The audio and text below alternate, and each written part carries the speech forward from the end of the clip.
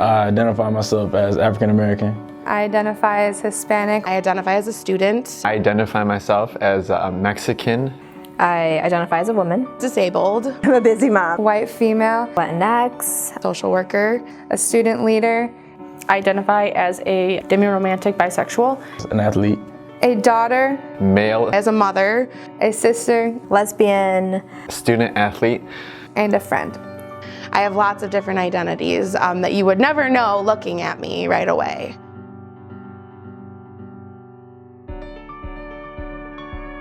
I am Mexican, so my skin color is brown, so people think that I speak Spanish, but I don't.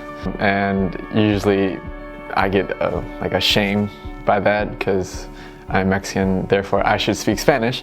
I studied Spanish here at Clarke, and being pointed out for my differences that, like, Mercedes, you are Mexican. Why are you studying Spanish? It just was a shock for them that should not be a thing. It could be the same to you. You're studying English and you're white. It should be the same thing.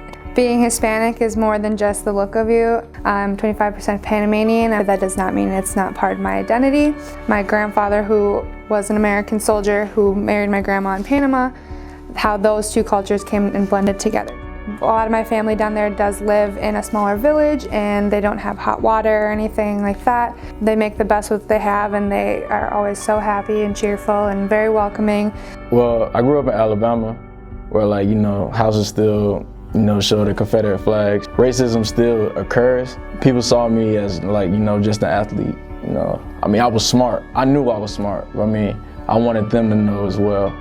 I showed that through my grades. You know, I got a 3.9 in my high school. My mom was a juvenile probation officer, so, you know, she told me right from wrong. I wasn't always disabled. I actually have only been disabled and in a wheelchair for the last 4 years or so. Growing up, I was just I was an average kid, didn't have the best childhood. I came from kind of a broken home. My dad was very physically abusive, my mother very controlling, and my mom had a lot of mental illness, and that was kind of my childhood. I decided to take that leap and enter the classroom. The first day I remember sitting there thinking, what am I doing here, and almost running out of the room. Like, I don't belong in here. Being bisexual has a lot of different things that go with it, I think. It doesn't matter what I do, who I am, I'm gonna identify as bisexual. I'm gonna be that person. I was diagnosed with muscular dystrophy. I didn't even know what it was at that point in time, but I ended up getting pregnant at 17, and I was kicked out of my house, was homeless for a while pregnant. I found a place, was working, and then I had my daughter. And the reason I was kicked out was because I chose to have my daughter. I never had a lot of money in general, but I work hard. In the past, me and my family we were homeless for a couple weeks. I know what it feels like to be out of place. I'm open to anybody. I love all God's creations. I don't care, you know, white, black, red, blue, you know, gay, lesbian. I really don't care. It doesn't bother me at all.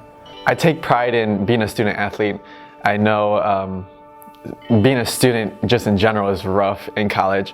Adding being an athlete part, I feel like that's even rougher. Knowing that my parents didn't go to college, that really motivates me, and I'm the first in my family to go to college. When I was in high school, I got dressed up every day and pretended that I was somebody else, and then I got to the point where I struggled with depression, and I just didn't want to do that anymore. I didn't want to pretend that I was somebody else, and I really came to myself, especially coming to school, being on my own, making new friends, and really just expressing myself and being seen the way I want to.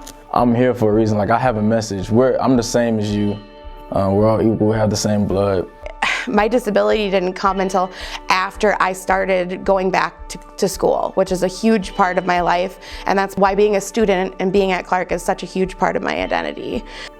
It's hard for people to imagine what it's like to be 45 and back in the classroom after many years of just working. But it couldn't have gone any smoother for me. And everything has just really helped me to believe that I am where I belong. And I'm so thankful for everybody here at Clarke.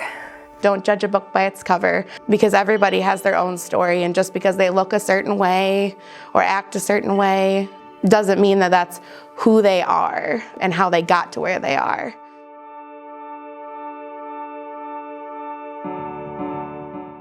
First generation students, we see you. People of color, People with racially and ethnically diverse backgrounds. People with disabilities. Latinx community. LGBTQ community. we see you. People of unique backgrounds, we see you.